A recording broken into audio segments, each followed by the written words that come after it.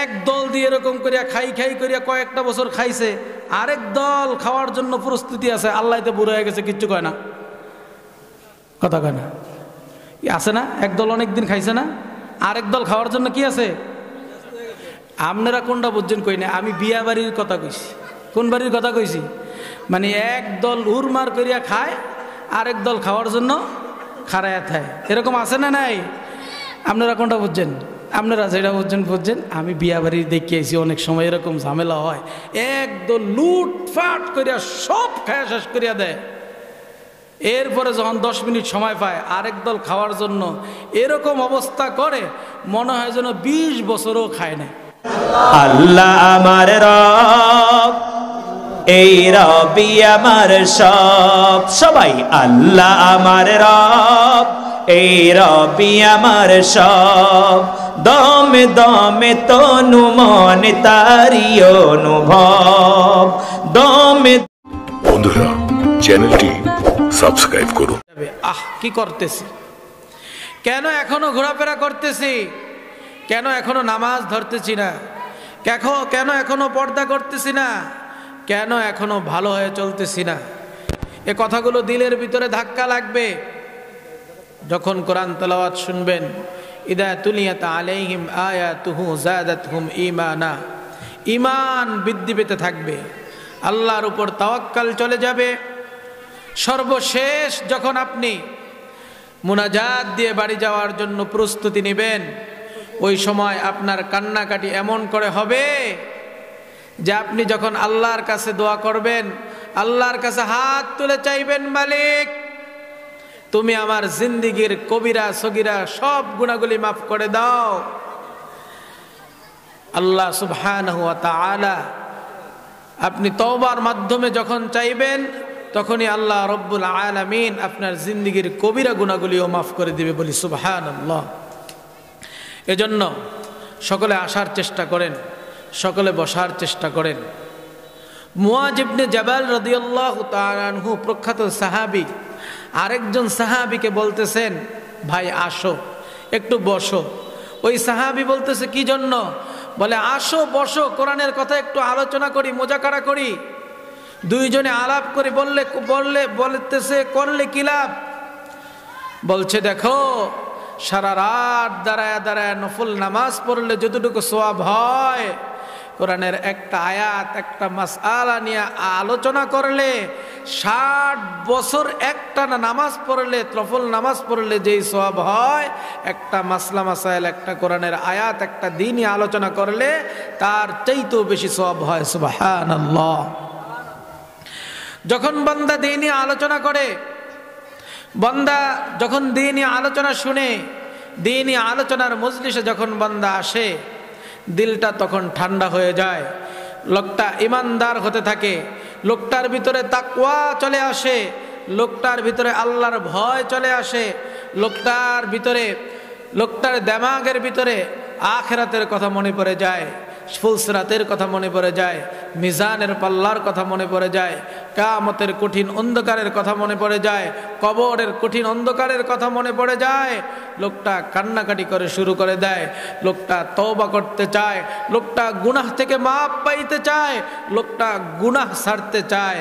যখন এরকম একটা অবস্থা হয়, তখন আল্লাহ ওই বান্দা বান্দির জন্য আসমানের সকল রহমতের দরজাগুলো খুলে দেয়। সুবহানাল্লাহ।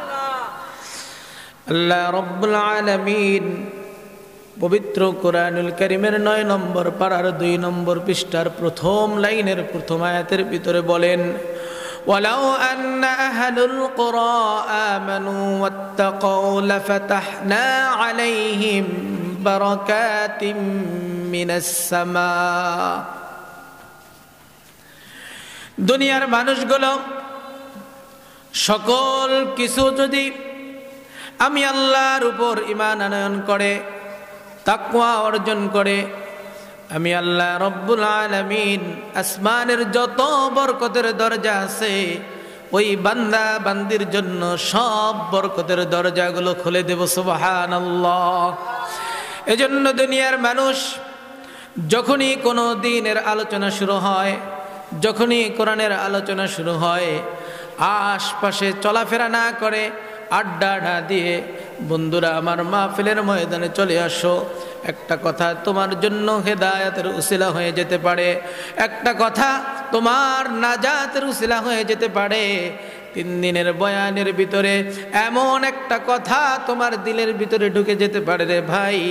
যখন এই কথাটা তোমার দিলের ভিতরে ঢুকে যাবে, তুমি আমল করা শুরু করে দিবা। ওই আমলটা যদি ছোট্ট হয়, ওই আমলটা যদি নগণ্য হয়, ওই আমলটা যদি অল্প একটু হয়, আল্লাহ রব্বুল আলামিনের হাবিব জনাবে মুহাম্মদুর রাসূলুল্লাহ সাল্লাল্লাহু আলাইহি ওয়াসাল্লাম আজ থেকে 1500 বছর আগে জানায় দেয়, আখলিস দীনাকা ইয়াকফিকাল আমালুল কলিল। ছোট্ট একটা নেক আমল নাজাতের জন্য যথেষ্ট হয়ে যাবে। সুবহানাল্লাহ। এজন্য ভাইরা আমার, চারদিক ঘোরাফেরা না করে ময়দানে চলে আসি, একটু কোরআনের আলোচনা শোনার চেষ্টা করি। আল্লাহ রব্বুল আলামিন তোমাকে আমাকে সকলকে দ্বীনি আলোচনা, কোরআনের আলোচনা বুঝে শুনে আমল করার তৌফিক দান করুন। সকলে বলি আমিন। কথা আর না বাড়িয়ে, ভূমিকায় আর না যে, আমরা সরাসরি একটু কোরআনের আলোচনায় যাই। আমি আয়াত তেলাওয়াত করেছি সূরা আলে ইমরানের 18 এবং 19 নম্বর আয়াত। যদি আল্লাহ তৌফিক দান করে, যদি আল্লাহ কবুল করে, এই 2 আয়াতের আলোকে কিছু কথা বলার চেষ্টা করব। আমল করার নিয়তে আমি বলবো, এবং আপনারাও যারা শুনতেছেন সকলে আমল করার নিয়তে শুনবো ইনশাআল্লাহ। আল্লাহ আমাদেরকে কবুল করুক, বলেন আমিন। আয়াত তেলাওয়াত করেছিলাম, শাহিদাল্লাহু আন্নাহু লা ইলাহা ইল্লাহু। আল্লাহ রব্বুল আলামিন নিজেই সাক্ষী দিতেছেন, লা ইলাহা ইল্লাহু, আল্লাহ ছাড়া কোনো ইলাহ নাই। সুবহানাল্লাহ। এটা আল্লাহ তাআলা নিজে সাক্ষী দিচ্ছেন আল্লাহর পক্ষে। ওয়াল মালাইকা, এবং ফেরেশতারাও এই সাক্ষী দেয়। ওয়া উলুল ইলম, জ্ঞানী ব্যক্তি যারা আছে, বুঝ যাদের আছে, যাদের মাথার ভিতরে দেমাগ আছে, মগজ আছে, বুদ্ধি আছে, যারা আল্লাহকে চিনতে চায়, যারা আল্লাহকে জানতে চায়, যারা আল্লাহর কুদরত সম্পর্কে বুঝতে চায়, যারা আল্লাহর কুদরত সম্পর্কে আলোচনা করে, যারা আল্লাহর নেয়ামতগুলিকে স্বীকার করে, নেয়ামতগুলিকে উপলব্ধি করে, এই সমস্ত মানুষগুলো সাক্ষী দেয় লা ইলাহা ইল্লাহু, আল্লাহ ছাড়া কোনো ইলাহ নাই। সুবহানাল্লাহ। কাইমান বিল কিসত, তিনি ইনসাফের উপর প্রতিষ্ঠিত। সুবহানাল্লাহ। আবারও আল্লাহ বলতেছে লা ইলাহা ইল্লা হুয়াল আজিজুল হাকিম, তিনি ছাড়া কোনো ইলাহ নাই। আজিজ, তিনি মহাপরাক্রমশালী, অনেক শক্তিশালী, যার শক্তির কাছে কোনো শক্তি হয় না, যিনি সব কিছুর সমাধান করতে পারেন, যিনি সব কিছু করতে পারেন, কাউকে লাগে না, কাউকে প্রয়োজন হয় না, কারো সহযোগিতা লাগে না। তিনি যা বলেন তাই করতে থাকেন, যা ইচ্ছা করেন তাই করতে পারেন, কোনো কিছুর সহযোগিতা লাগে না। আজিজুল হাকিম, তিনি প্রজ্ঞাময়, এমন বিচারক, এমন হাকিম, যার বিচার ফয়সালার উপর সবাই সন্তুষ্ট। সুবহানাল্লাহ, সুবহানাল্লাহ। আল্লাহ রব্বুল আলামিন প্রথম বলতেছেন শাহিদাল্লাহু আন্নাহু লা ইলাহা ইল্লাহু। আমরা এই আয়াতের আলোকে কিছু কথা শোনার এবং বলার চেষ্টা করি। শাহিদাল্লাহ, আল্লাহ সাক্ষ্য দিতেছে, লা ইলাহা ইল্লাহু, আল্লাহ ছাড়া কোনো ইলাহ নাই। কথাটা কেমন জানি লাগে না? সুবহানাল্লাহ। আল্লাহ নিজের সাক্ষীটা নিজে দিতেছে, অথচ সাক্ষী তো দিব আমরা। আল্লাহ আমাদেরকে বানাইছে। আমাদেরকে বানাইছে কে? আমাদেরকে সৃষ্টি করছে কে? আল্লাহ। জমিন সৃষ্টি করছে কে? আল্লাহ। আকাশ সৃষ্টি করছে কে? খালাকাস সামাওয়াতি ওয়াল আরদ, আসমান জমিন সৃষ্টি করছে আল্লাহ। আমাদেরকে বানাইছে আল্লাহ। সব কিছু সৃষ্টি করছে আল্লাহ। আমরা আল্লাহর সাক্ষী দিব, বরং সেই সাক্ষীটা আল্লাহ নিজেই দিতেছে। সুবহানাল্লাহ। এরপরে ফেরেশতারাও দেয়। তবে জ্ঞানী বান্দা যারা, নেককার যারা, ফরহেজগার যারা, আল্লাহওয়ালা যারা, যাদের মগজ আছে, যাদের দেমাগ আছে, যাদের বুদ্ধি আছে, যারা আল্লাহর কুদরত সম্পর্কে আলোচনা করে, যারা আল্লাহর নিয়ামতগুলি উপলব্ধি করে, এই সমস্ত জ্ঞানী বান্দা বান্দিরাও লা ইলাহা ইল্লাহু, আল্লাহ ছাড়া কোনো ইলাহ নাই, সে কথার সাক্ষী দেয়। সুবহানাল্লাহ। প্রত্যেকটা আয়াত নাজিলের পিছনে এক একটা উদ্দেশ্য থাকে, কারণ থাকে। এটাকে আরবিতে বলা হয় সাবাবে নুজুল, যেটাকে বলা হয়। আমরা জানব যে আয়াতটা নাজিল হওয়ার কারণ কি। এই আয়াতের ব্যাখ্যায় আয়াত নাজিলের কারণ তাফসীরে মুআল্লিমুত তানজিল সহ কয়েকটা তাফসীরে এইভাবে কথাটা আসছে যে আয়াত কেন নাজিল হইল। আল্লাহর রাসূল সাল্লাল্লাহু আলাইহি ওয়াসাল্লামের জামানায় যখন তিনি মক্কা থেকে হিজরত করে মদিনায় আসলেন, দ্বীন ইসলামের দাওয়াত দিতেছেন, দলে দলে মানুষ ইসলাম গ্রহণ করতেছে। এর মধ্য থেকেও ইহুদিরা ব্যাপকভাবে রাসূল করিম সাল্লাল্লাহু আলাইহি ওয়াসাল্লামের বিরোধিতা করতেছে। এমন সময় সুদূর শাম দেশ থেকে দুইজন ইহুদি আলেম আরব দেশে আসলেন রাসূল করিম সাল্লাল্লাহু আলাইহি ওয়াসাল্লামের সঙ্গে দেখা করার জন্য। সুবহানাল্লাহ। ইহুদিদের দুইজন আলেম বড় মাপের আলেম ছিলেন। আমাদের দেশে বড় মাপের আলেম আছে না? এরকম বড় মাপের আলেম, দুইজন আলেম, তারা নবীজির সাথে দেখা করতে আসলেন। এসে অনেক খুঁজলেন, খুঁজতে খুঁজতে নবী মুহাম্মদুর রাসূলুল্লাহ সাল্লাল্লাহু আলাইহি ওয়াসাল্লামের দেখা পেয়ে গেলেন। সুবহানাল্লাহ। তার পরিচয় জানলেন। জানার পরে এবার ইহুদিরা বলতেছে, হে মুসলমানদের নবী, আপনার সম্পর্কে আমরা অনেক জেনেছি, অনেক বুঝেছি, যতটুকু কথা আপনার সাথে বলেছি সব কথার সাথে তাওরাতের সাথে মিলে গেছে। সুবহানাল্লাহ। আমাদের আর বুঝতে বাকি নাই যে আপনি আখিরি জামানার পয়গম্বর। এরপরেও তারা একটা শর্ত দিছে, হে মুসলমানদের নবী, হে মুহাম্মদ সাল্লাল্লাহু আলাইহি ওয়াসাল্লাম, তাওরাতে যা পাইলাম, ইনজিলে যা পাইলাম, জাবুরে যা পাইলাম, পবিত্র কোরআনুল কারীমেও যা আছে, সব কিছুর সঙ্গে আপনার মিলে গেছে। তবে আপনি আল্লাহর সাক্ষী দেন যে আল্লাহ এক। এই কথাটাও তাওরাতে আছে, জবুরে আছে, ইনজিলে আছে, কোরআনে আছে, সব জায়গায় আছে।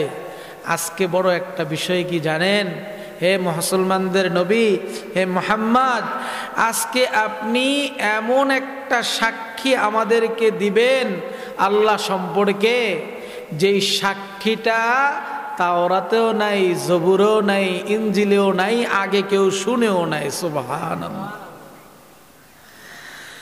আল্লাহর রাসূল সাল্লাল্লাহু আলাইহি ওয়াসাল্লামকে যখন ওই ইহুদি দুইজন আলেম বলতেছিল, ও মুসলমানদের নবী, আল্লাহ সম্পর্কে এমন একটা কথা আপনি বলেন, এমন একটা সাক্ষী আপনি দেন, যেই সাক্ষীটা ইতিমধ্যে আমরা আর শুনি নাই, সেই সাক্ষীটার সাথে অন্য কোনো কথার মিল হবে না।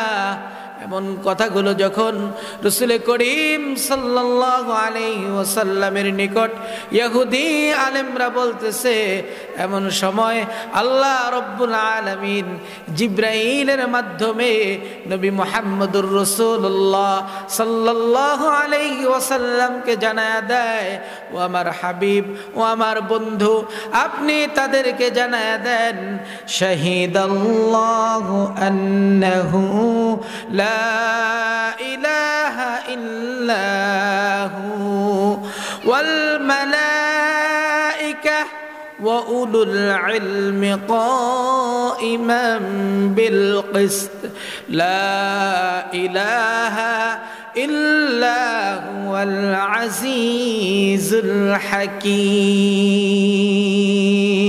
الله أكبر ভাইরা রে আমার কেমন একটা কথা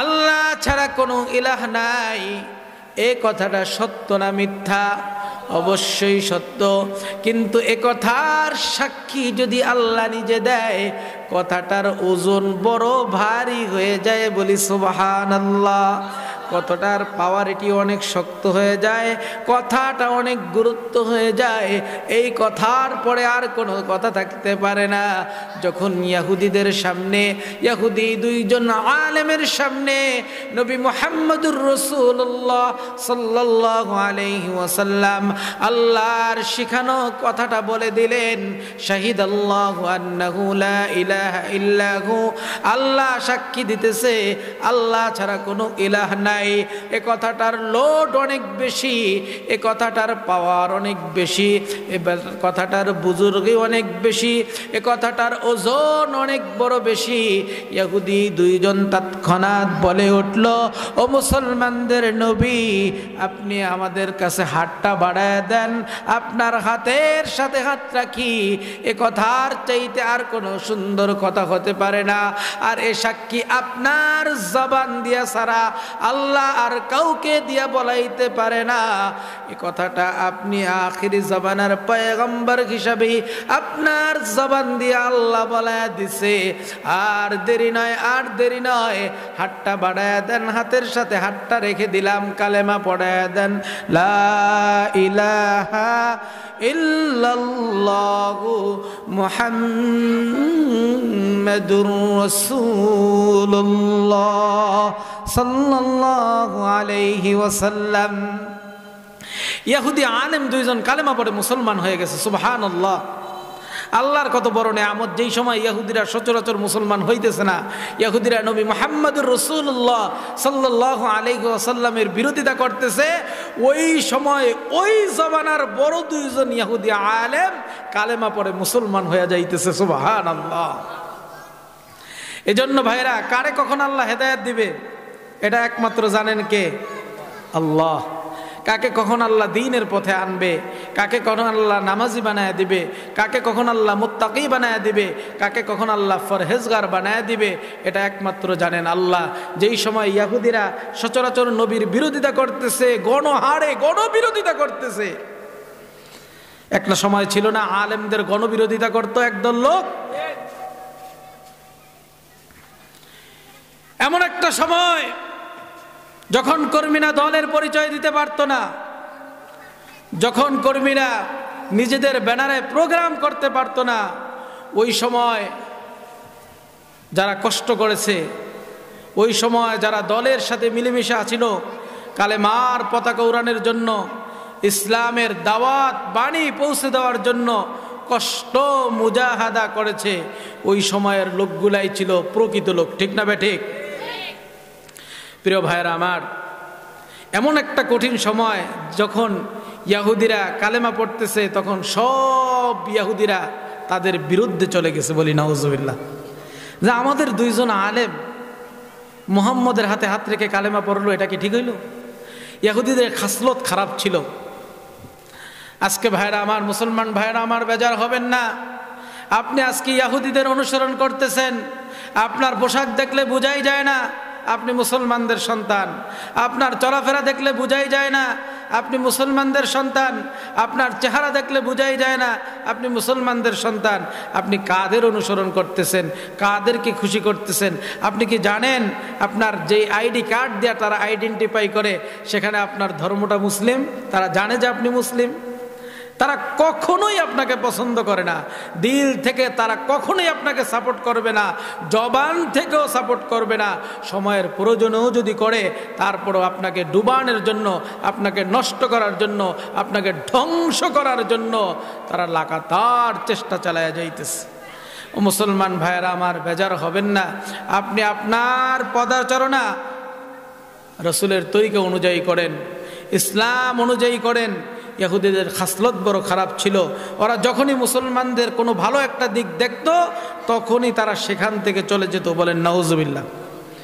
নবীজির একজন স্ত্রীর নাম ছিল সাফিয়া উম্মুল মুমিনিন। যুদ্ধের সময় তিনি বন্দী হলেন। যখন বন্দীদেরকে ডাকা হলো, সাফিয়া রাদিয়াল্লাহু তাআলা আনহা তখনও তিনি মুসলমান হন নাই। তিনি হঠাৎ করে বলে উঠলেন, ইয়া রাসূলুল্লাহ, ইয়া হাবিবাল্লাহ, আমাকে কিছু কথা বলার আগে আমি আপনাকে কিছু কথা বলতে চাই, তো বলেন। তিনি বলে উঠল, ইয়া রাসূলুল্লাহ, ইয়া হাবিবাল্লাহ, আমি আমার বাকি জীবনটা আপনার খেদমতে কাটাইতে চাই। সুবহানাল্লাহ। আল্লাহর রাসূল সাল্লাল্লাহু আলাইহি ওয়াসাল্লাম বললেন, সাফিয়া রে, তুমি এখন কি করতে চাও? সাফিয়া রাদিয়াল্লাহু তাআলা আনহা বলেন, ইয়া রাসূলুল্লাহ, ইয়া হাবিবাল্লাহ, তখনও তিনি মুসলমান হয় নাই। তিনি ডাক দিয়ে বললেন, ইয়া রাসূলুল্লাহ, ইয়া হাবিবাল্লাহ, আমি আপনার খেদমতে বাকি জীবনটা কাটাইতে চাই। অনেকক্ষণ কথাবার্তা হওয়ার পর শিরক মুক্ত হয়ে গেলেন, গোসল করলেন, কালেমা পড়ে মুসলমান হয়ে গেলেন। লম্বা ঘটনা সংক্ষিপ্ত করে দিলাম। রাসূল করিম সাল্লাল্লাহু আলাইহি ওয়াসাল্লামের সঙ্গে বিবাহ বন্ধনে আবদ্ধ হয়ে গেলেন। তখন থেকেই হয়ে গেলেন উম্মুল মুমিনিন সাফিয়া রাদিয়াল্লাহু তাআলা আনহা। সুবহানাল্লাহ। এবার রাসূল করিম সাল্লাল্লাহু আলাইহি ওয়াসাল্লাম তার কাছে যখন গেলেন, গিয়ে যখন তার মুখখানা দেখলেন, হঠাৎ করে দেখলেন ডান গালে বা বাম গালে একটা থাপড়ের আঘাত, হাতগুলা উঠে গেছে, হাতের দাগ পড়ে গেছে। সুন্দর রূপবতী চেহারা ছিল আম্মা জান সাফিয়া রাদিয়াল্লাহু তাআলা আনহার।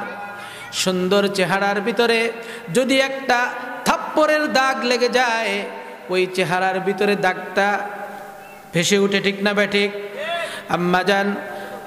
আম্মা জান সাফিয়া রাদিয়াল্লাহু তাআলা আনহার গালের ভিতরে যখন এই দাগটা ভেসে উঠল, জনাবে মুহাম্মদুর রাসূলুল্লাহ সাল্লাল্লাহু আলাইহি ওয়াসাল্লাম জানতে চায়, ও সাফিয়া রে, কি এমন কারণ হয়ে গেছে যেই কারণের কারণে তোমার গালের ভিতরে হাতের দাগ, তোমার গালের ভিতরে চপেটাঘাতের দাগ, তোমার গালের ভিতরে থাপ্পড়ের দাগ? ও আমার স্বামী ভাইয়েরা, ও আমার পর্দার অন্তরালের মা বোনেরা, স্বামীর সাথে বেয়াদবি করবেন না। স্বামীদেরকে বলতেছি, ভুলেও স্ত্রীদের গালে হাত দিবেন না। শাসন করার জন্য যতটুকু ইসলাম আপনাকে সাপোর্ট করেছে, যতটুকু ইসলাম আপনাকে বলে দিয়েছে অতটুকুই করবেন। মন চাইলে একটা মা বোনকে থাপ্পড় লাগাবেন না। এটা আল্লাহর রাসূল কঠোরভাবে নিষেধ করে গেছেন। মা বোনরাও স্বামীদের সাথে বেশি তর্ক করবেন না, তর্কে জড়াবেন না। আপনার স্বামী মদখোর, আপনার স্বামী ঘুষখোর, আপনার স্বামী গাঁজাখোর, যত বড় খারাপ স্বামী হোক না কেন, আপনি আল্লাহর দরবারে দোয়া করতে থাকবেন, দোয়া করতে থাকবেন, দোয়া করতে থাকবেন, কিন্তু স্বামীকে আনুগত্য করে চলবেন। ইসলাম বিরোধী, রাষ্ট্রবিরোধী যতগুলা কাজ আছে সবগুলা পরিত্যাগ করে চলবেন, কিন্তু স্বামীর খেদমত করবেন, স্বামীকে মেনে চলবেন। আপনি যদি আল্লাহর কাছে দোয়া করতে থাকেন, স্বামীকে মেনে চলেন, স্বামীর আনুগত্য করেন, স্বামীর নাফরমানি যদি না করেন, আমি আব্দুল্লাহ বলে গেলাম, এই মজলিস সাক্ষী, এই কোরআন সাক্ষী, অসংখ্য অগণিত ঘটনা এমন আছে, অসংখ্য অগণিত নজির এমন আছে।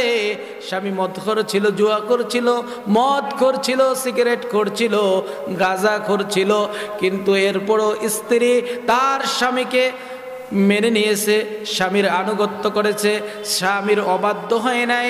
স্বামীর কাজের ভিতরে যতটা তিনি পেরেছে দাওয়াত দিয়েছে, স্বামীর সাথে বেয়াদবি করে নাই। কিন্তু 5 ওয়াক্ত নামাজে আল্লাহ রব্বুল আলামিনের দরবারে 2টা হাত তুলে দিয়ে স্বামীর জন্য কান্নাকাটি করেছে। আল্লাহ রব্বুল আলামিন ওই স্ত্রীর দোয়ার বদলতে স্বামীকে জবানার বড় ওলি বানায়া দিছে। সুবহানাল্লাহ। এজন্য আমি আব্দুল্লাহ বলে গেলাম, দিলাম, পর্দার অন্তরালের মা বোনেরা, স্বামী যদি খারাপও হয় স্বামীর জন্য দোয়া করেন, আল্লাহর কাছে দোয়া করেন, আল্লাহ আমার স্বামীটাকে তুমি ভালো বানায় দাও। স্বামীদেরকে বলতেছি, ভাইয়েরা রে আমার, স্ত্রী যদি খারাপও হয় স্ত্রীকে বুঝায় আনার চেষ্টা করো, এরপরও স্ত্রীদের গালে তুমি আঘাত করো না। এটা আমার নবী সহ্য করতে পারে নাই। আম্মা জান সাফিয়া রাদিয়াল্লাহু তাআলা আনহাকে জিজ্ঞাসা করে, সাফিয়া কেন তোমার গালের ভিতরে দাগ, কেন হাতের আঘাত, কেন আঘাতের দাগ বেশি উঠছে? সাফিয়া রাদিয়াল্লাহু তাআলা আনহু বলে, ও দিনের নবী, গত রাত্রে আমি বন্দী হয়েছিলাম মুসলমানদের দ্বারা। এর আগ পর্যন্ত যখন যুদ্ধ চলতেছিল, এর আগের রাত যখন যুদ্ধ চলতেছিল, ফজরের আগে আগে আমি গ্রেফতার হয়েছি, বন্দী হয়েছি। ফজরের পর যুদ্ধের বিজয় হয়েছে। ওই রাত্রিবেলা যখন আমি আমার ইহুদি স্বামীর সঙ্গে ছিলাম, হঠাৎ করে আমি ঘুমায়া গেছিলাম। ঘুমের ভিতরে একটা স্বপ্ন দেখলাম, হঠাৎ করে জাগ্রত হইলাম। স্বামী আশ্চর্য হয়ে গেল, ব্যাপার কি, তুমি এরকম করতেছো কেন? স্বামী আমাকে জিজ্ঞাসা করতেছে, আল্লাহর পয়গম্বর, স্বামী ছিল আমার ইহুদি, ওই স্বামী আমাকে জিজ্ঞাসা করতেছে যে তুমি এরকম করতেছো কেন, ছটপট করতেছো কেন? আমি সাফিয়া বললাম, প্রাণের স্বামী হে আমার, আমি একটা স্বপ্ন দেখতেছি, আমি আপনাকে বলবো কি বলবো না সাহস পাই না। আমি এই স্বপ্নটা দেখে ছটপট করতেছি। ইহুদি স্বামী বারবার আমাকে জিজ্ঞাসা করে, কি স্বপ্ন দেখছো বলো? আমি বলতে চাই না। আবার জিজ্ঞাসা করে, আমি বলতে চাই না। আবার জিজ্ঞাসা করে, আমি বলতে চাই না। বারবার জিজ্ঞাসা করার পরে আমি যখন বলেই ফেললাম যে আমি ঘুমাইতেছিলাম, এমন সময় আমি স্বপ্নে দেখলাম পূর্ণিমার চাঁদটা আমার বাম হাতে এসে শুয়ে পড়েছে। সুবহানাল্লাহ। ওই ইহুদি স্বামী বড় আলেম ছিল, যদিও ইসলামের দুশমন ছিল, তাওরাত কিতাব সম্পর্কে তাদের ধারণা ছিল। ওই সময় সাফিয়াকে বলল, সাফিয়া রে, আর দেরি না, আর দেরি না, আমি তাওরাতের বড় আলেম, তুমি হয়তো এই পূর্ণিমার চাঁদ সম্পর্কে জানো না রে সাফিয়া। আমি ইহুদি আলেম হয়ে তোমাকে ঘোষণা দিলাম, কিছুক্ষণের মধ্যেই তুমি কালেমা পড়ে মুসলমান হয়ে যাবে। শুধু মুসলমান হয়ে যাবে সাফিয়া, তাই না, ওই পূর্ণিমার চাঁদ দ্বারা ওই ইহুদি আইডেন্টিফাই করে দিল। শুধু তুমি মুসলমান হয়ে যাবে বিষয়টা এমন না, তুমি মুসলমানদের নবী, বিশ্ব নবী, আখির জামানার পয়গম্বর জনাবে মুহাম্মদুর রাসূলুল্লাহ সাল্লাল্লাহু আলাইহি ওয়াসাল্লামের খেদমত করার প্রস্তাব দিবা। এর পরপরই তুমি তার সহধর্মিনী মানে স্ত্রী হয়ে যাবা। সুবহানাল্লাহ। একজন ইহুদি আলেম পূর্ণিমার চাঁদ আইডেন্টিফাই করে, এরপরে তিনি বলতেছে, সাফিয়া, তোমার সাথে আমার আর সম্পর্ক থাকার কোনো দরকারই নেই। ইয়া রাসূলুল্লাহ, সে আমাকে ছেড়ে দিল, কিন্তু যখনই আমি ওই চাঁদের কথা বললাম, স্বপ্নের কথা বললাম, তাৎক্ষণিক সে আমার গালে একটা থাপ্পড় মারছিল। নাউজুবিল্লাহ। একজন ইহুদি, সে বুঝে ইসলাম কি জিনিস, কিন্তু এই ইহুদিও কালেমা পরে মুসলমান হয় নাই, বলি নাউজুবিল্লাহ। এজন্য ইহুদিদের সাথে আমাদের কোনো সম্পর্ক রাখার দরকার নাই। দরকার আছে? যখন ইহুদিরা কালেমা পড়ে না, সবাই যখন আল্লাহ রসুলের বিরোধিতা করতেছে, তখন ইহুদিদের মধ্য থেকে দুইজন আলেম কালেমা পড়ে মুসলমান হয়ে গেছে। সুবহানাল্লাহ। এ কথার সাক্ষ্য শুনে যে লা ইলাহা ইল্লাহু, আল্লাহ ছাড়া কোনো ইলাহ আছে? আল্লাহ ছাড়া কোনো ইলাহ আছে? আল্লাহ ছাড়া কোনো ইলাহ নাই। কয়েকশো বছর আগে একজন দার্শনিক, এই জগৎ সৃষ্টি করছে কে বলেন তো? আকাশ জমিন সৃষ্টি করছে কে বলেন তো? সবকিছু সৃষ্টি করেছেন কে? আল্লাহ। আছে না নাই? আল্লাহকে সৃষ্টি করছে কে? নাস্তিকদের এরকম প্রশ্ন আছে না নাই? ভাই, আল্লাহকে কে সৃষ্টি করছে এটা জানার কোনো প্রয়োজনই নাই। নাস্তিক মনে মনে ভাবতেছে, ওই দার্শনিক মনে মনে ভাবতেছে, আসলে আল্লাহ বলতে কিছু নাই। নাউজুবিল্লাহ। ভাবতে ভাবতে তার অনেক বছর সময় চলে গেল। হঠাৎ করে ভাবতেছে যে আল্লাহ বলতে কিছু নাই মানলাম, আমি বলতে তো কিছু আছি, আমি বলতে তো কিছু, তাইলে আমি কোথায় আছি? তাইলে আমি কোথায় আছি? তাইলে আমি দুনিয়ায় আছি, জমিনে আছি। তো জমিন যেহেতু আছে, এগুলা বানাইছে কে? নিশ্চয়ই আল্লাহ একজন আছে। সুবহানাল্লাহ কইবেন না? চিন্তা করলে দেখা যায় যে দার্শনিক এই গবেষণা করে আল্লাহকে চিনল কেমনে। আর একটু আগে যদি যাই, প্রায় 1300 বছর আগে ইমামে আজম আবু হানিফা রহমতুল্লাহ আলাইহি বলে, যে নিজেকে চিনে সে আল্লাহকে চিনে। সুবহানাল্লাহ। এজন্য ভাই আগে নিজেকে চিনেন। নিজে কোথায় ছিলেন? একটা সময় মৃত ছিলেন না? নাম ছিল, গন্ধ ছিল, কোনো বংশ পরিচয় ছিল? জীবন দান করছে কে? এরপরেও মানুষ কিভাবে আল্লাহর কৃতজ্ঞতা স্বীকার করে না? আল্লাহ রব্বুল আলামিন বলতেছেন, কাইফা তাকফুরুনা বিল্লাহ ওয়া কুনতুম আমওয়াতান ফাআহইয়াকুম সুম্মা ইউমীতুকুম সুম্মা ইউহয়ীকুম সুম্মা ইলাইহি তুরজাউন। আল্লাহু আকবার। কিভাবে আল্লাহর কৃতজ্ঞতা স্বীকার করো না? অকৃতজ্ঞ কেমনে হও? নাম ছিল না, বংশ ছিল না, পরিচয় ছিল না, জমাদার দফাদার শিকদার কোনো বংশ পরিচয় ছিল না। জীবন যিনি দান করেছেন তিনি কে? একটা সময় জীবন ছিল না, আবার দিল, আবার মরণ দিবে, আবার জীবন দান করবে। সর্বশেষ তোমরা আল্লাহর দরবারে ফিরে যেতে হবে, ঠিক না বেঠিক? এজন্য ভাইয়েরা রে আমার, নিজেকে চিনো, আল্লাহর পরিচয় পেয়ে যাবা। শুধু 1300 বছর আগে ইমাম আবু হানিফা বলে গেছে বিষয়টা এমন না। 1500 বছর আগে আল্লাহর শিখানো ভাষায় জনাবে মুহাম্মদুর রাসূলুল্লাহ সাল্লাল্লাহু আলাইহি ওয়াসাল্লাম এই কথা বলে গেছে।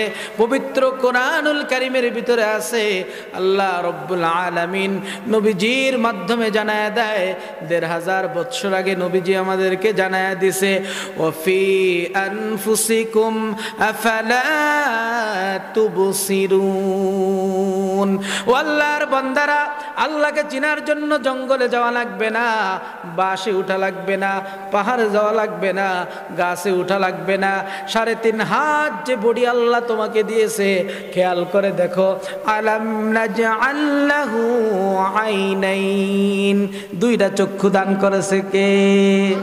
ওয়া লিসানাহু ওয়া শাফাতাইন ওয়া হাদাইনাহুন নাজদাইন।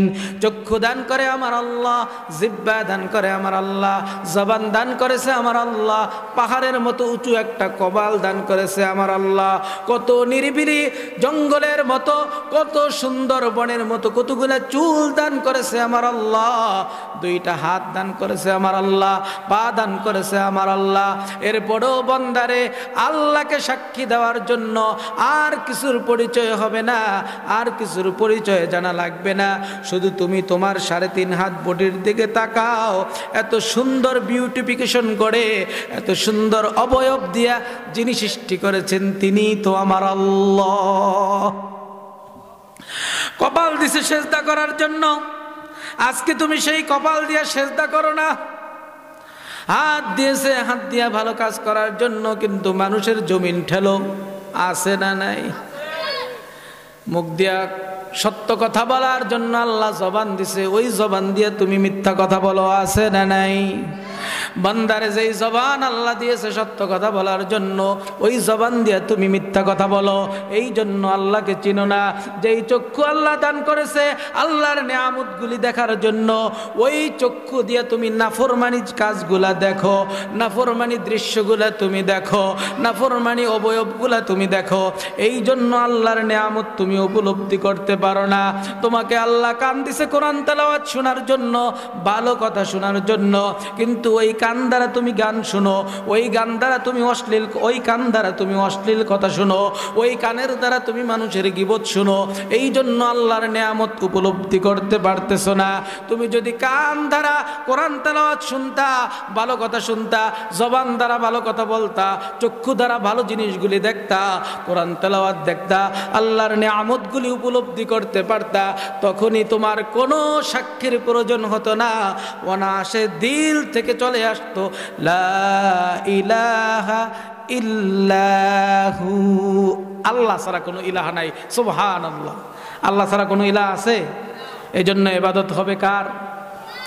আল্লাহর সাথে কাউকে শরীক করা যাবে না, কারণ তিনি ছাড়া আর কোনো ইলাহ শরীক করার দরকার আছে? শরীক অর্থ অংশীদার। শরীক অর্থ কি? অংশীদার। অংশীদার মানুষ কখন করে? আমার বয়ান কি বোঝা যায়? এতক্ষণ তাহলে যে আলোচনা করছি বোঝা গেছে? ভাই যদি আলোচনা বুঝেন জন্য এতটুকুই যথেষ্ট হয়ে যাবে। আল্লাহকে চিনার দরকার আছে? হ্যাঁ, কেমনে চিনবেন? জঙ্গলে যাইবেন? হ্যাঁ, পাহাড়ে উঠা লাগবো? চিক্কুর দিয়া বাসে উঠা লাগবো? মান্দার কাছে উঠা লাগবো? কেমনে চিনবেন?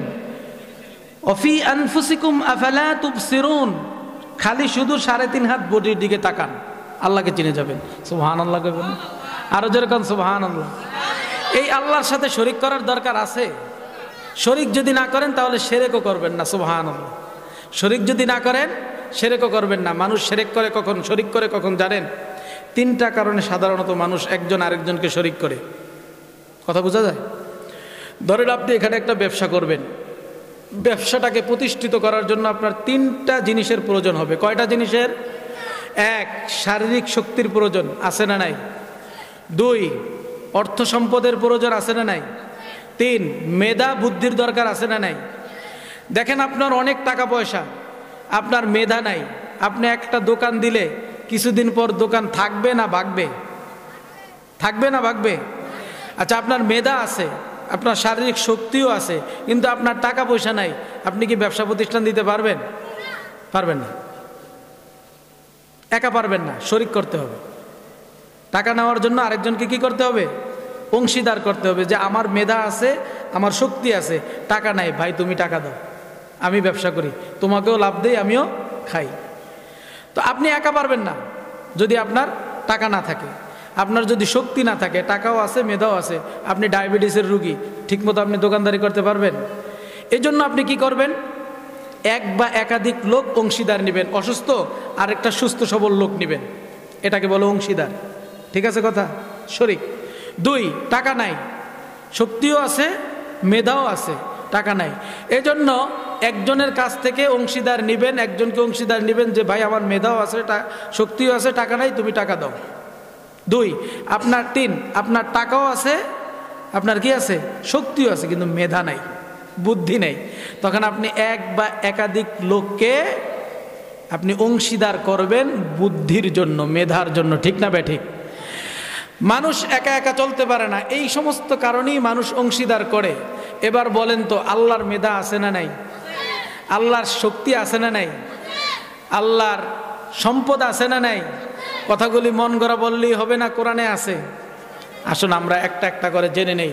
মানুষের এগুলা নাই বিদায় মানুষ একজন আরেকজনের সাথে অংশীদার করে। আল্লাহর এগুলো আছে বিদায় আল্লাহর সাথে কারো অংশীদার করা। কথা বোঝা গেছে? 1 নম্বর, একটা মানুষের মেধার প্রয়োজন হয়, বুদ্ধির প্রয়োজন হয়, কিন্তু আল্লাহ রব্বুল আলামিন সব কিছু জানেন। কোন সুবহানাল্লাহ। আল্লাহ রব্বুল আলামিন পবিত্র কোরআনুল কারীমের ভিতরে বলেন, আল্লাহু ইয়ালামু ওয়া আনতুম লা তা'লামুন। আমি আল্লাহ সব কিছু জানি, ও বান্দা বান্দিরে তোমরা কিছুই জানো না। ঘোষণাকার। কিন্তু আমার মতো কুয়ার ব্যাং মৌলবী, আমার মতো সলিমুদ্দি মৌলবী যারা আছে, তারা অনেকেই নিজেরা পারি, নিজেরা জানি, এমন অহংকার দেখায়, এমন দাপট দেখায় যে নিজেরাই সব কিছু জানি, দুনিয়ার মানুষ আর কিছু জানে না। এরকম লোক সমাজে আছে না নাই? আরবি এবারত জানে, কয়েকটা সিগা জানে, এই গলা আছে, বক্তৃতা দিতে জানে, পাওয়ারে ঠেলায় অন্য আলেম করে অন্য মানুষই মনে করে না, গরু ছাগল মনে করে। এরকম লোক আছে না নাই? আমি আমার দলেরটা বলছি, মানে আমি আলেম হিসাবে আলেমেরটা বলছি। ভালো আলেম অসংখ্য অগণিত, এরকমও আলেম আছে, এই জন্য বলছি। আল্লাহ মাফ করুক, বলেন আমিন। আমি আমার দলেরটা বলছি, আপনি আপনার দলেরটা মিলিয়ে নিয়েন। আমি হুজুরে আপনার দলেরটা বলার দরকার আছে? অথচ খুতবাতুল আহকাম সহ যতগুলা খুতবা আছে, প্রত্যেক দিন প্রত্যেক জুমায় প্রত্যেক খতিবরা এই খুতবাগুলা পড়ে। ওই খুতবার ভিতরে দেখবেন এরকম একটা হাদিস আছে, আন্নাস কুল্লুহুম হালকা ইল্লাল আলিমুন ওয়াল আলিমুনা কুল্লুহুম হালকা ইল্লাল আমিলুন ওয়াল আমিলুনা কুল্লুহুম হালকা ইল্লাল মুখলিসুন ওয়াল মুখলিসুনা আলা খাতারিন আযীম। বলে সমস্ত মানুষগুলি অপরাধী, জাহান্নামী, একমাত্র আলেমরা ছাড়া। সুবহানাল্লাহ। ওয়াল আলিমুনা কুল্লুহুম হালকা ইল্লাল আমিলুন। বলে সমস্ত আলেমরাও জাহান্নামী, অপরাধী, ক্ষতিগ্রস্ত, একমাত্র শুধুমাত্র কেবলমাত্র আমলওয়ালা আলেমরা ছাড়া। সুবহানাল্লাহ। আজকে ঘরে ঘরে আলেমের অভাব নাই, মোড়ে মোড়ে আলেমের অভাব নাই, কিন্তু আমলওয়ালা আলেম খুঁজে পাওয়া যায় না। বক্তৃতার অভাব নাই, ইংরেজি ভাষার অভাব নাই, আরবি গ্রামারের অভাব নাই, ফতুয়ার অভাব নাই, কিন্তু একজন টাকা দিলে জিজ্ঞাসাও করে না জাকাতের টাকা না ফিতরার টাকা, মাদ্রাসার টাকা না মসজিদের টাকা, এটা খাওয়া যাবে কি খাওয়া যাবে না, কিন্তু আমলওয়ালা আলেম খুঁজে পাওয়া যায় না। ঠিক না বেঠিক? আমার কথা না, নবীর কথা, আমার মন গড়া কথা না। ওয়াল আলিমুনা কুল্লুহুম হালকা ইল্লাল আমিলুন। আল্লাহর রাসূল বলে গেছে সমস্ত আলেমগুলিও জাহান্নামী, অপরাধী, ক্ষতিগ্রস্ত, একমাত্র আমলওয়ালা আলেমরা ছাড়া। এবার দেখা গেছে অনেক আলেমের আমল আছে না নাই? 5 ওয়াক্ত নামাজ আছে, হজ আছে, যাকাত আছে, পর্দা আছে, পুশিদা আছে, হালাল হারাম সব কিছু বাঁচিয়া চলে। এরপরে আল্লাহর রাসূল বলেন ওয়াল আলিমুনা কুল্লুহুম হালকা ইল্লাল মুখলিসুন। বলে সমস্ত আমলওয়ালা আলেমগুলাও জাহান্নামী, অপরাধী, ক্ষতিগ্রস্ত, একমাত্র ইখলাসওয়ালারা ছাড়া। সুবহানাল্লাহ। ইখলাসওয়ালা আলেম খুঁজে পাওয়া যায় না, বড় কঠিন। এলেমও আছে, আমলও আছে, শুধু ইখলাস নাই। যত আমল আছে সব মানুষকে দেখানোর জন্য। এই যে আমি আপনাদের সামনে ফিরে ওয়াজ করি, সব আপনাদের জন্য, নিজের কোনো খবর নাই। এরকম লোক সমাজে আছে না নাই? আমি আমার দলেরটা বলছি, আপনি খুশি হয়েন না, আপনারটা মিলাইয়া নিয়েন। যদি সমাজের আলেমদের হয় এই অবস্থা, তাহলে আলেম ছাড়া যারা আছেন তাদের হবে কি অবস্থা বুঝে নিয়েন।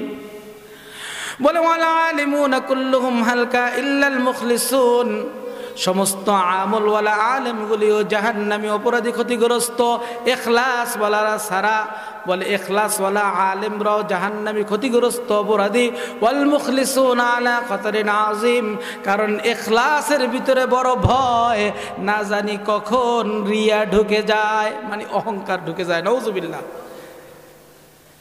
আমল করতে করতে করতে করতে অহংকার ঢুকে যায়, মানুষের মানুষই মনে করে না। এরকম লোক আছে না নাই? কিন্তু নিজে অনেক পণ্ডিত, অনেক বড় জানলেওয়ালা, এটা বলা যাবে না, এটা নিয়ে অহংকার করা যাবে না, গর্ব করা যাবে না। কারণ সব কিছু জানেন কে? আল্লাহ বলেন আল্লাহু ইয়ালামু ওয়া আনতুম লা তা'লামুন। আমি আল্লাহ সব জানি, তোমরা কিচ্ছুই জানো না। ঘোষণাকার। সুতরাং আল্লাহর যেহেতু ইলমের অভাব নাই, তাহলে আল্লাহর সাথে কাউকে শরীক করার কোনো দরকার। কয়টা কারণে মানুষ সাধারণত শরীক করে? 3টা। গেল কয়টা? 1। 2 নম্বরে কেন শরীক করে? অর্থের অভাবে, সম্পদের অভাবে। আল্লাহর কি সম্পদের অভাব আছে? প্রমাণ কি? লাহু মা ফিস সামাওয়াতি ওয়া মা ফিল আরদ। আকাশ এবং জমিনে যা কিছু আছে সব কিছু আমার আল্লাহর। সুবহানাল্লাহ। সব কিছু কার? আরো জোরে বলেন, সব কিছু কার? মুহাব্বতে বলেন কার? দিল খুলে বলেন কার? আমি এখন যেই বাড়িতে থাকি, আমার পুরান বাড়িতে, সেটা বলি আমার। আমার বাবাও বলেছে আমার, আমার দাদাও বলেছে তার, আমার বাবাও বলেছে তার, আমি বলি আমার। আমার দাদার আগে যে ছিল সেও বলেছে তার। এখন তো দাদার দাদাও নাই, তার বাবাও নাই, আমার দাদাও নাই। বলেন তো একটা বাড়ি যদি সবাই বলে আমার আমার আমার, তাহলে এখন লোকগুলা কোথায়? আসলে বাড়িটা কার? জোরে বলেন, আসলে বাড়িটা কার? এই যে সামনে অনেকগুলা দোকান, ও মুসলমান ভাইরা রে আমার, হাবেজ সাহেব বলবে, জিজ্ঞাসা করবেন যে এখানে এই দুইটা দোকান কার? তিনি বলবেন আমার। উনি যখন মারা যাবে সন্তানদেরকে জিজ্ঞাসা করবেন, সন্তানরা বলবো এই দুইটা দোকান আমার। ওনারা যখন মারা যাবে তাদের সন্তানগুলোকে জিজ্ঞাসা করবেন, তারাও বলবে আমার। এই যে তারা বলবে আমার, তার ছেলেরা বলবে আমার, তার দাদাও বলেছিল আমার। এক সময় তো তার দাদা নাই, আসলে সম্পদ কার? তাহলে সমস্ত সম্পদগুলি কার? যদি সমস্ত সম্পদগুলি হয় আল্লাহর, তাহলে আল্লাহর কোনো সম্পদের অভাব নাই। ও মুসলমান ভাইয়েরা রে আমার, যেহেতু আল্লাহর সম্পদের অভাব নাই, তার মানে আল্লাহর সাথে শরীক করার কোনো প্রয়োজন। কয়টা গেল? আছে কয়টা? দিন। শক্তির অভাব। আল্লাহ শক্তির অভাব আছে না? আল্লাহ এখন বুড়ো হয়ে গেছে না? কথা কয় না, আল্লাহ এখন বুড়ো হয়ে গেছে না? কি কয়, আল্লাহ বুড়ো হয় না? এক দল দিয়ে এরকম করিয়া খাই খাই করিয়া কয়েকটা বছর খাইছে, আরেক দল খাওয়ার জন্য প্রস্তুতি আছে। আল্লাহ তো বুড়ো হয়ে গেছে, কিচ্ছু কয় না। কথা কয় না, আছে না? এক দল অনেক দিন খাইছে না, আরেক দল খাওয়ার জন্য কি আছে? আপনারা কোনটা বুঝছেন কই না? আমি বিয়া বাড়ির কথা কইছি। কোন বাড়ির কথা কইছি? মানে এক দল উড়মার করিয়া খায়, আরেক দল খাওয়ার জন্য খাড়ায়া খায়। এরকম আছে না নাই? আপনারা কোনটা বুঝছেন? আপনারা যেটা বুঝছেন বুঝছেন। আমি বিয়া বাড়ি দেখিয়েছি, অনেক সময় এরকম ঝামেলা হয়। একদল লুটফাট করিয়া সব খায়া শেষ করিয়া দেয়। এরপরে যখন 10 মিনিট সময় পায় আরেক দল খাওয়ার জন্য, এরকম অবস্থা করে মনে হয় যেন 20 বছরও খায় না। আছে না নাই? তা আল্লাহ তো হ্যাঁ করে দেখে না। আল্লাহ তো হ্যাঁ করে দেখে না। দেখে কই? আল্লাহ দেখে? আল্লাহ দি বুড়ো হয়ে গেছে? নাউজুবিল্লাহ। আল্লাহ কি বুড়ো হয়ে গেছে? আল্লাহর শক্তির অভাব আছে? আল্লাহ রব্বুল আলামিন বলেন, ও দুনিয়ার মানুষ, আমি আল্লাহর শক্তির অভাব নাই, বরং সকল মানুষের শক্তির অভাব আছে। 5 নম্বর পাড়ার ভিতরে 1 নম্বর পৃষ্ঠার শেষ লাইনের শেষ আয়াতের ভিতরে বলেন, ওয়া খুলিকাল ইনসানু দাঈফা। সবচেয়ে দুর্বল থেকে দুর্বল অবয়ব দিয়া সৃষ্টি করা হয়েছে যাদেরকে, তারা হচ্ছে মানুষ। সূরা 3 ভিতরে আল্লাহ বলেন, সুম্মা রাদাদনাহু আসফালা সাফিলিন। এর আগে বলেন, লাকাদ খালাকনাল ইনসানা ফি আহসানি তাকওয়িম। সবচেয়ে সুন্দর অবয়ব দিয়া যেই মানুষটাকে সৃষ্টি করা হয়েছে, ওই মানুষটাকে আবার সবচেয়ে দুর্বল করা হয়েছে। এটা করেছেন কে? এই দুর্বল শক্তি নিয়ে আপনি কিভাবে এত ক্ষমতা দেখান? কিভাবে মানুষের প্রতি অত্যাচার করেন, জুলুম করেন, অনাচার করেন, অবিচার করেন, অত্যাচার করেন, রাহাজানি করেন, মানুষের সম্পদ নষ্ট করেন। আপনি কি মরবেন না? আপনি কি হাসরের ময়দানে দাঁড়াবেন না? আপনি কি ফুলসিরাতের রাস্তা পার হবেন না? আপনার পাল্লা কি মিজানের পাল্লায়? আপনার ওজন কি, আপনার নেকগুলা বদগুলা কি মিজানের পাল্লায় দেওয়া হবে না? আপনার কি আখিরাতের কথা মনে পড়ে না? আপনার কি দোজখের কথা মনে পড়ে না? আপনার কি জাহান্নামের কথা মনে পড়ে না? আপনার কি কবরের কঠিন অবস্থার কথা মনে পড়ে না? যেই সময় যেই কবরের ভিতরে আলো নাই, সাথী নাই, বাতি নাই, মোবাইল ফোনের কোনো ব্যবস্থা নাই, কোনো লাইটিংয়ের ব্যবস্থা নাই, কোনো খবর নেওয়ার ব্যবস্থা নাই,